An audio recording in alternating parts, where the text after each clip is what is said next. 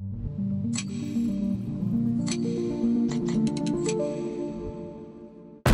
fait depuis le bureau d'Hong Kong une vente online.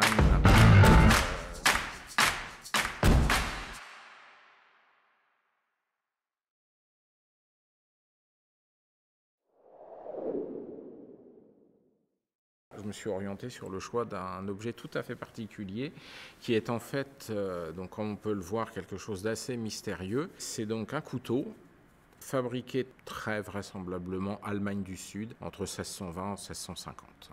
On ne connaît que très très peu d'objets de ce type. Donc un objet qui se veut usuel, donc là en l'occurrence, mais qui renferme une montre. Donc là, on n'a que 3 ou 4 objets connus de ce type sur 3 siècles d'histoire de l'horlogerie. On a la chance d'avoir cet objet de première main d'une très vieille collection sur une estimation très raisonnable de 20 à 25 000. C'est la première fois qu'une montre de ce type apparaît, donc il faut savoir que Rolex, comme les autres manufactures, avait lancé un mouvement à quartz à la toute fin des années 60, début des années 70. Mais là, on a affaire à une pièce des années 90 qui est une D-Date et dont le mécanisme de quantième est cette fois-ci avec un quantième perpétuel. Donc c'est une autre curiosité. Il semblerait que Rolex ait produit quelques montres de ce type, dont la plupart ont été détruites, étant des prototypes d'usine. Celle-ci se retrouve aujourd'hui sur le marché et devrait donc attiser la convoitise de nombreux collectionneurs.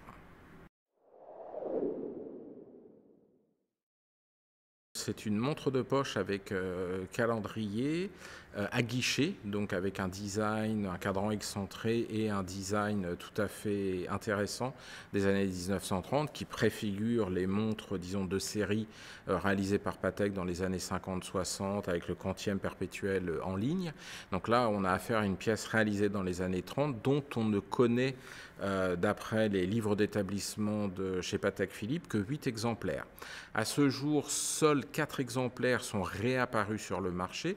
3 de ces montres sont aujourd'hui conservées au Patek Philippe Muséum et celle-ci est la 4e pièce connue. Là, on est sur une base relativement raisonnable pour ce genre de pièce. On est sur une base de 80 à 120 000 francs suisses.